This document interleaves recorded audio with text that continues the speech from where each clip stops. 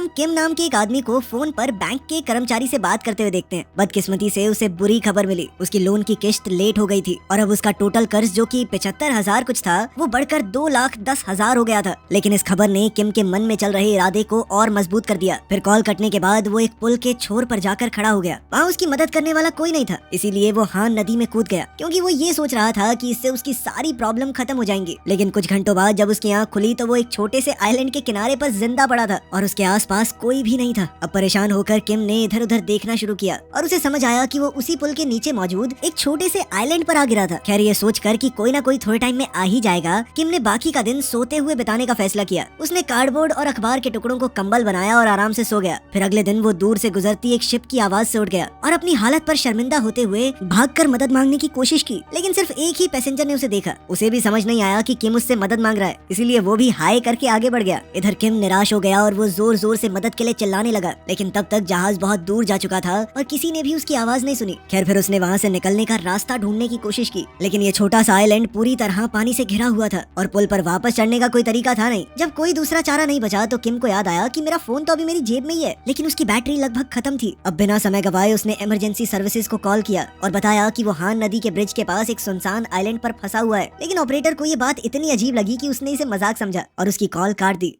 इधर किम के फोन की बैटरी लगभग खत्म हो चुकी थी और अब वो अपनी कॉन्टैक्ट लिस्ट देखने लगा कि किससे मदद मांगूं। तब उसे अपनी एक्स गर्लफ्रेंड सू का नंबर दिखा, लेकिन बदकिस्मती से सू अभी भी ब्रेकअप से बहुत दुखी थी और इससे पहले कि किम कुछ कह पाता उसने भी इमोशनल होकर कॉल काट दी। लेकिन तभी अचानक किम को एक और कॉल आई और उसने मदद मांगने की कोशिश की, लेकिन दूसरी तरफ फोन में सेल्स वाली लड़की उसे कुछ न कुछ बेचने पर तुली हुई थी। बेचारा किम बेचैन होकर समझाने की कोशिश कर रहा था कि वो एक आइलैंड पर फंसा हुआ है, लेकिन लड़की बोलती ही रही जब तक उसके फोन की बैटरी पूरी तरह खत्म नहीं हो गई। आखिरकार अब उसके पास सिर्फ एक ही रास्ता बचा था, नदी को पार करने की कोशिश करना। उसने पानी में चलना शुरू किया जब तक वो सबसे गहरे हिस्से तक नहीं पहुंच गया। और उसकी सबसे बड़ी प्रॉब्लम ये थी कि बचपन से उसने कभी तैरना नहीं सीखा और जब उसने कोशिश की तो वो हान नदी के गहरे पानी में लगभग डूब ही गया था। खैर खुशकिस्मती से किसी तरह वो वापस किनारे तक आ गया, लेकिन अब उसके पास मदद मांगने का कोई तरीका भी नहीं था। फिर किम ने अपने पुराने प्लान पर वापस जाने का फैसला किया और जैसे ही उसे एक काफी लंबा पेड़ मिला उसने अपनी टाई को एक टहनी से बांध दिया और एक पत्थर पर खड़े होकर उसे अपने गले में डाल लिया। लेकिन जैसे ही वो पत्थर को पैर से हटाने वाला था अचानक उसका मन बदल गया और उसने टाई उतार दी। फिर उसी पल उसे अचानक अपने पेट में तेज दर्द महसूस हुआ। इसके बाद उसकी नजर पड़ी अपने सामने मौजूद लाल फूलों पर। ऐसे फूल उसने कई सालों से नहीं देखे थे और इन फूलों को तो खाया भी जाता है। उनका स्वाद काफी मीठा था। तब किम ने एक फूल टेस्ट करने का फैसला किया, लेकिन जैसे ही उसने खाया उसकी आंखों से आंसू निकल पड़े क्योंकि उसे याद आया कि कभी उसकी जिंदगी कितनी खुशहाल हुआ करती थी। ये सब महसूस करने के बाद किम खड़ा हुआ और उसने फैसला किया कि अभी कुछ भी खत्म नहीं हुआ है, अब उसे किसी भी हाल में मदद आने तक आइलैंड पर सरवाइव करना है। फिर खुद को साफ करने के बाद किम नदी का पानी पीने गया और जंगल में कुछ मशरूम भी ढूंढ लिए। इसके बाद उसने कुछ लकड़ियां इकट्ठा की और पूरी शाम एक कैंप फायर बनाने में लगा दी ताकि रात को वो गर्म रह सके। फिर अपनी जेब चेक करते वक्त किम को अपने वॉलेट में कई क्रेडिट कार्ड मिले और उन सब के बिल भरने अभी बाकी थे। आखिरकार सब कुछ फेंकते हुए किम को एहसास हुआ कि जीने के लिए उसे इन चीजों की जरूरत नहीं है और पहली बार उसने खुद को सच में आजाद महसूस किया। फिर अगले दिन उसने आइलैंड पर एक नया रूटीन शुरू किया। उसने हर वो चीज इकट्ठा करनी शुरू की जो काम आ सकती थी। वहाँ उसे एक लिक्विड सोप की बोतल के साथ साथ एक बत्तख के आकार वाली अम्यूजमेंट पार्क राइड की कैबिन भी मिली। काफी मेहनत के बाद किम ने उस कैबिन को पुल के नीचे तक खींच लिया और फिर उसने पेड़ पौधों और टहनियों का इस्तेमाल करके एक आरामदायक बेड बनाया जहाँ वो बाकी दिन आराम कर सकता था। लेकिन आराम करने के बाद उसे फिर से खाने की तलाश करनी पड़ी। फिर उसने जुगाड़ से जैसे तैसे एक भाला बनाया जिसकी मदद से उसने नदी में मछली पकड़ने की कोशिश की। जब वो नदी के कम गहरे हिस्से में ढूंढ रहा था तो उसे पानी में कुछ हिलता हुआ दिखा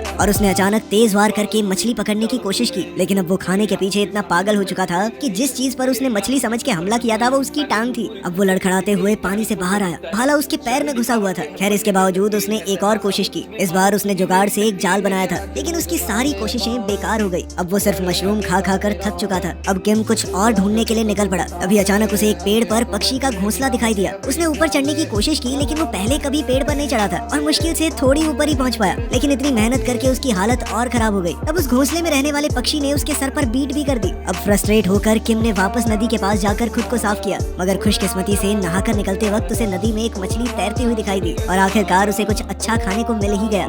इसी तरह दिन बीतने लगे और मछली पकड़ने के अलावा किम पक्षियों को पकड़ना भी सीख गया था। खाना खाने के बाद वो खेत के बीच में बैठ जाता और भले ही उसके पास करने को कुछ भी नहीं था, लेकिन फिर भी वो मुस्कुराता, क्योंकि उसने कभी नहीं सोचा था कि अकेले दुनिया से दूर होकर उसे इतना सुकून मिल सकता है। फिर हम देखते हैं कि आज से कुछ दिन पहले शहर के एक दूसरे हिस्से में यंग नाम की एक लड़की एंजाइटी से जूझ रही थी। वो अपना पूरा दिन कमरे में बंद रहकर गुजारती। वो अपने माँ बाप से बात करने या कचरा बाहर फेंकने के लिए भी बाहर नहीं निकलती थी, बल्कि सब कुछ प्लास्टिक बैग्स में भरकर कमरे में ही जमा करती रहती। यहाँ तक कि वो खाना भी दरवाजे के नीचे से ही लेती थी। खैर, इसके बावजूद यंग का एक फिक्स रूटीन था, जहाँ वो कंप्यूटर पर काम करते हुए बीच बीच में खाना खाती और एक्सरसाइज भी करती थी। इस सब के अलावा वो सोशल मीडिया का बहुत इस्तेमाल करती थी, लेकिन अपनी असली पहचान छुपाने के लिए उसने कई फेक प्रोफाइल्स बना रखी थी। आखिरकार दिन के अंत में जब उसके पेरेंट्स सो जाते तो यंग अपना फेवरेट काम करती, जो था चांद की तस्वीरें लेना। ये फोटोज उसे हल्का महसूस करवाती थी, जैसे वो किसी ऐसी जगह पर हो जहाँ ग्रेविटी का असर ही नहीं होता, जहाँ कोई और ना हो, सिर्फ शांति। लेकिन हकीकत बिल्कुल अलग थी। कमरे में बंद रहने के अलावा वो लड़की साल में सिर्फ 2 दिन ही धूप देखती थी। आज उनमें से ही एक दिन था। वो अपने कैमरा के आगे एक बहुत बड़ा लेंस लगाकर पूरे शहर को देख रही थी। इसी दौरान उसे किम का लिखा हुआ हेल्प दिखाई दिया और फिर दिखा किम, जो कि टाई की मदद से लटकने की कोशिश कर रहा था। ये देखते ही यंग के अंदर एक बेचैनी सी उठी और बिना उसे जाने उसके दिल ने कहा कि ये इंसान मरना नहीं चाहिए। फिर कुछ समय बाद जब किम ने अपना इरादा बदल लिया तो यंग के दिल को थोड़ा सुकून मिला और फिर अगले कुछ दिनों तक वो दूर से ही उस अजनबी को देखती रही। उसकी जिंदगी, उसका रूटीन, सब कुछ यही बन गया। वहीं दूसरी ओर आइलैंड पर किम अपनी तन्हाई से बचने के लिए जुगाड़ू चीजों के साथ गोल्फ खेल रहा था। वो किसी भी तरीके से खुद को बिजी रखने की कोशिश करता। तभी एक और बोट उसे पास से गुजरती हुई नजर आई। उसके दिमाग में मदद मांगने का ख्याल जरूर आया, लेकिन वो जानता था इससे कोई फायदा नहीं होगा, इसीलिए रुक गया। अब वो भागते हुए जंगल की तरफ चला गया और तभी अचानक से उसका पैर किसी अजीब चीज पर पड़ा। उसने नीचे देखा तो एक खाली नूडल्स का पैकेट मिला। उसका मसाला अभी भी सील्ड था। इस आम दुनिया से दूर की जिंदगी में उसे नॉर्मल लाइफ की छोटी छोटी चीजें याद आ रही थी, खास करके नूडल्स। उसकी नूडल्स खाने की तलब इतनी गहरी हो रही थी कि उसने पूरी रात मसालेदार पास्ता के सपने देखकर गुजार दी। फिर सुबह होते ही उसने एक नया इरादा किया कि वो अपना पास्ता खुद बनाएगा। उसने जमीन खोद कर दाने ढूंढना शुरू किया, लेकिन कुछ हाथ नहीं लगा। मगर उसकी भूख बढ़ती रही और एक पल के लिए उसने सोचा कि मसाले को सीधा मुंह में डाल लेता हूँ। लेकिन फिर अगले ही पल उसने खुद को रोक लिया, क्योंकि वो मसाले को वेस्ट नहीं करना चाहता था। थक हार कर वो अपने बनाए हुए बेड पर लेट गया, मगर उसकी इसी परेशानी में एक आइडिया छुपा हुआ था। तभी किम के दिमाग में एक प्लान आया। उसने सोचा कि ये पक्षी भी तो दाने खाते ही हैं, इनकी बीट में भी कभी न कभी तो दाने बच ही जाते होंगे। बस फिर क्या था, उसने एक लोहे का टुकड़ा उठाया और कैबिन के ऊपर जहाँ पक्षी बहुत सारी बीट करते रहते थे वहाँ से उसे इकट्ठा करना शुरू किया। फिर आइलैंड पर उसने एक जगह चुनी और एक बड़े पत्थर से मिट्टी को खोदकर खेती के लिए तैयार करना शुरू किया। तन्हाई, भूख और मजबूरी के बीच उसकी एक नई शुरुआत हो चुकी थी। आखिरकार किम ने पक्षियों की बीट से इकट्ठा किए हुए दाने जमीन पर बिखेर दिए। इसके लगभग 2 महीने बाद उसकी फसल धीरे धीरे बढ़ने लगी। इस पूरे वक्त के दौरान यंग उस अनजान आदमी को दूर से देखती रही। वो उसे देखकर बहुत खुश थी, क्योंकि ये सब बिल्कुल वैसा ही था जैसा वो खुद जीना चाहती थी। वो भी किम की तरह रोशनी में अकेले पूरी शांति से रहना चाहती थी। अब इस एहसास ने उसे और हिम्मत दी कि वो उस आदमी से मिले। लेकिन अब तो यंग को अपना कमरा छोड़े हुए सालों बीत चुके थे, मगर इस बार उसके डर से उसकी किम से बात करने की चाह जीत गई। वो गर्म कपड़े और एक हेलमेट पहनकर अपने अपार्टमेंट से बाहर निकली और धीरे धीरे छुपती छुपाती नदी पर बने उस ब्रिज तक पहुंच गई। वहाँ नीचे आइलैंड को देखते ही उसने अपने बैकपैक से एक बोतल निकाली, जिसके अंदर एक मैसेज लिखा हुआ था। उसने बोतल को पेड़ों के बीच फेंक दिया।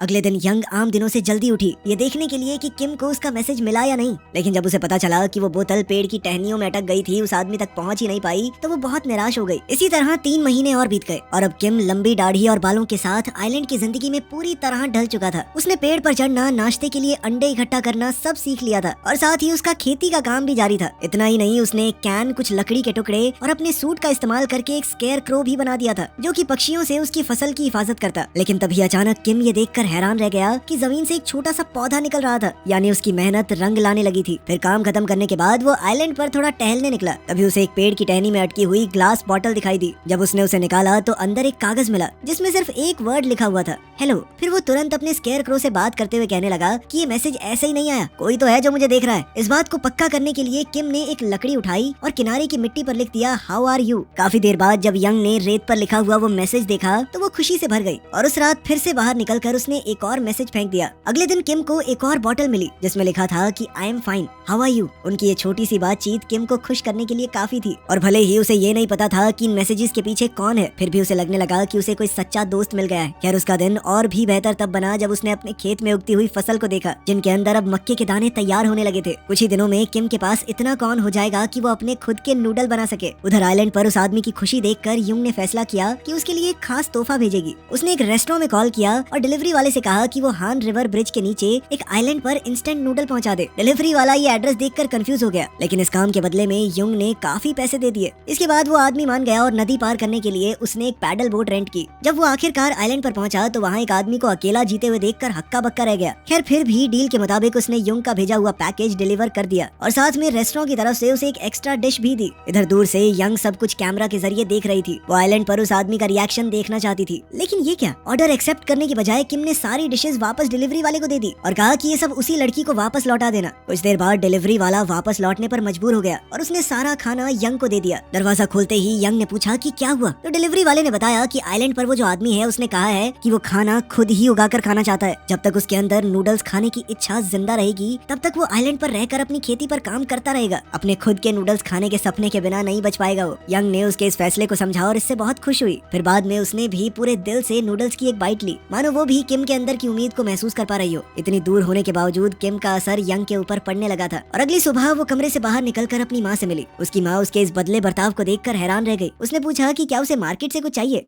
अब किम से इम्प्रेस होकर यंग ने भी मक्के के बीज और कुछ सामान मंगवाया, क्योंकि वो अपने कमरे में एक छोटा सा गार्डन शुरू करना चाहती है। ये देखकर उसकी माँ और ज्यादा हैरान रह गई, लेकिन साथ साथ वादा किया कि मैं सब कुछ ले आऊंगी, क्योंकि काफी समय बाद उसकी बेटी ने बाहर निकलकर उससे कुछ मांगा था। इसके बाद यंग ने एक और बॉटल में मैसेज भेजा जो किम को अगले दिन मिला, जिसमें सॉरी लिखा था। किम को भी यंग का खाना वापस भेजने का अफसोस था, लेकिन अपनी गलती सुधारने के लिए उसने एक मजाक किया। उसने रेत पर समुद्र बना दिया और फिर जमीन पर तैरने लगा जैसे कोई बड़ी शार्क उसका पीछा कर रही हो। उसे पता नहीं था, लेकिन यंग ये सब देखकर बहुत हंसी। उसने अपने कैमरे में ये सारे पल रिकॉर्ड किए। कुछ और महीने बीत गए और आखिरकार किम की मेहनत रंग लाने लगी। मक्का उगाकर नूडल्स बनाने के अलावा उसने खेतों में खीरा, मिर्च, बीन्स और भी कुछ सब्जियां उगा ली। जिस भी चीज के बीज उसे पक्षियों की बीट के अंदर मिल जाते वो उगा देता। आखिर में उसने सारा मक्का एक बाल्टी में पीसकर आटा बनाया और फिर एक मेटल डिस्क से उसे पतली स्ट्रिप्स में काट दिया। इसके बाद किम ने सब कुछ पानी के बर्तन में डाल दिया और आग पर पकाने के लिए नूडल्स तैयार हो गए। इसके बाद उसने अंडे और सब्जियां भी डाली और आखिर में डाला वो मसाला जो उसने इतने महीनों से संभाल कर रखा था। आखिरकार सब कुछ तैयार होने पर उसने चॉपस्टिक से टेस्ट किया और अब उसके लिए आंसू रोकना मुश्किल हो गया। उसे समझ आ गया कि उसकी सारी मेहनत सफल रही। वहीं दूर से यंग अपने कैमरा से ये सब कुछ देख रही थी और भावुक होकर उसने एक और मैसेज भेजा जिसमें वो उसे बधाई दे रही थी। किम भी उसे देखकर बहुत खुश हुआ,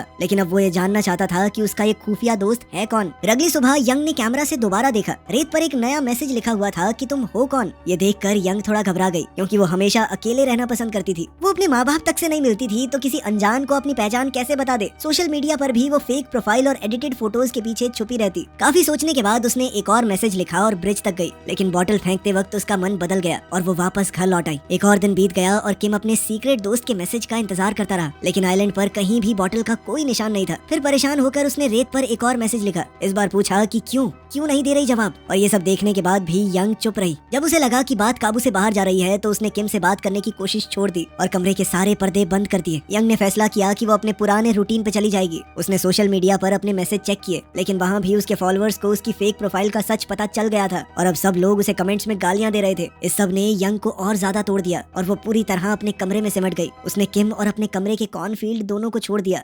इस तरह कुछ दिन बीत गए और शहर में एक तेज तूफान आया, जहां किम अपने छोटे से आइलैंड पर बचने की पूरी कोशिश कर रहा था, लेकिन बारिश और हवा इतनी तेज थी कि उसका पूरा कैंप टूटने लगा। वो डक वाला कैबिन जो इतने दिनों से उसका सहारा था वो पानी में जाने लगा। किम अपनी पूरी कोशिश के बावजूद उसे रोक नहीं पाया। आखिरकार नदी उस कैबिन को अपने साथ बहा ले गई। खैर कुछ दिन बाद तूफान शांत हुआ, लेकिन किम बिना अपने कैंप और बिना अपने सीक्रेट दोस्त के पहले से भी ज्यादा अकेला महसूस कर रहा था। फिर गुस्से और फ्रस्ट्रेशन में उसने रेत पर एक मैसेज लिखा। इस बार वो अपने दोस्त को गाली दे रहा था कि ऐसे छोड़ के चला गया मुझे। उधर दूर कहीं यंग अपने कैमरा से ये सब कुछ देख रही थी। जो भी हुआ उसका उसे बहुत बुरा लग रहा था। तभी उसने देखा कि कोई आइलैंड की तरफ आ रहा है। अचानक दो गवर्नमेंट एजेंट किम के सामने आकर खड़े हो गए। वो दोनों उसे वहाँ अकेला देखकर हैरान रह गए। उसे एक भिखारी समझकर उन्होंने उसे साथ चलने को कहा, लेकिन किम ने साफ मना कर दिया और आइलैंड पर भागने की कोशिश की। लेकिन जल्द ही उसका सामना और एजेंट से हुआ और कुछ ही पलों में किम को पूरी टीम ने घेर लिया। उसने विरोध करने की कोशिश की और कहा कि यही उसका घर है, लेकिन एजेंट्स ने उसे जबरदस्ती पकड़कर नीचे गिरा लिया। आखिरकार ग्रुप के लीडर ने उसे चेतावनी दी कि ये आइलैंड एक नेचुरल रिजर्व है, ये सरकारी जमीन है, तुम ऐसे यहाँ पर अपना हक नहीं जता सकते। मगर फिर भी किम कहता रहा कि मुझे यहीं रहने दो प्लीज, क्योंकि उसे डर था कि यहाँ से चला गया तो मैं कभी अपने दोस्त को जान नहीं पाऊंगा, जिसने बुरे वक्त में उससे बात की, उसका साथ दिया। लेकिन उन लोगों ने उसे उठाया, स्केयर क्रो पर पड़ा हुआ उसका सूट वापस दिया